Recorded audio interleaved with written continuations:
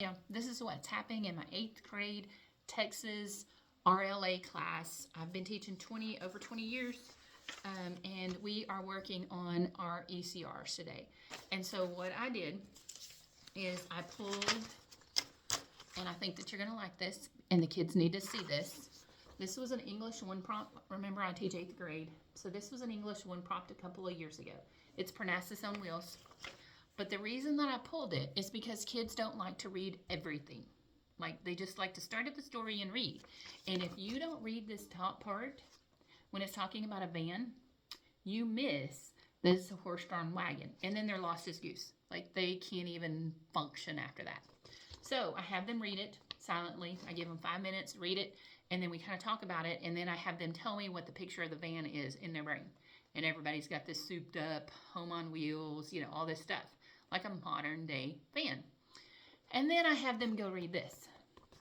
And then their eyeballs are like, oh, it makes more sense now. Anyway, so we do that and we talk about it. And then we go to the prompt. And so I printed out the prompt for them right here. And we break down the prompt together. And so the prompt was, identify and explain the significance of the revelation Miss McGill has from her dealings with Mr. Mifflin. So first we talk about the important words, which is significance and revelation. So significance, and then we break it down. Okay, so what's another word that means significant? And we say important. Then we talk about revelation. Okay, what's another word? You know, they can look it up, they can do whatever. So revelation is something she realizes, it's her aha moment. And then we talk about identify and explain.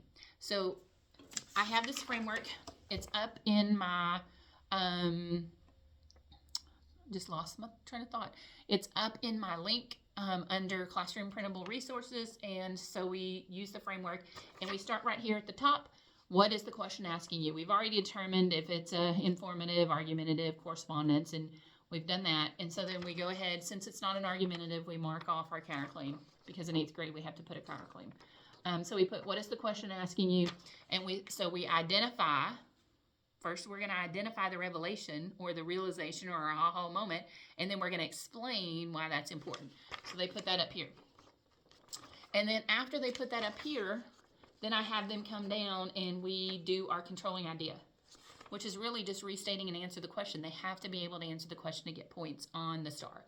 That's the way that it's set up. If they write a beautiful essay but they don't answer the question about the importance of and the significance, then it's a flat out 0. So they do that. And then after that, they find quotes that back up their answer. And then they come down here and do a conclusion. But they also explain what the evidence they choose means into means and matters. So what does that mean and why does that matter? 2 well-constructed sentences. And when they can say that in their brain, that helps their brain. So when they pick their evidence about her wanting to go on an adventure on her own, she's rebelling against the traditional roles of women. So what does that mean? You know, why does that matter that she wants to go on an adventure? And then they kind of talk about she's rebelling. She wants to have her own adventures and that kind of thing. So anyway, I didn't mean to make this so long. Make sure you like, save, share, follow if you want to see all the things that is going on in my classroom. But this is available up in my link up there. And so you can also shop my classroom. So I do building thinking classrooms. You can tell behind me. And that's what really we started doing at the beginning of the year. Now we're getting on the countdown to STAR. So we're actually putting it on paper and then they're typing it. I have HMH as my curriculum. And so they're typing it and putting it in HMH, and I have Writable. So it actually grades it for me, which is kind of nice. But anyway, y'all have a great day. Happy teaching.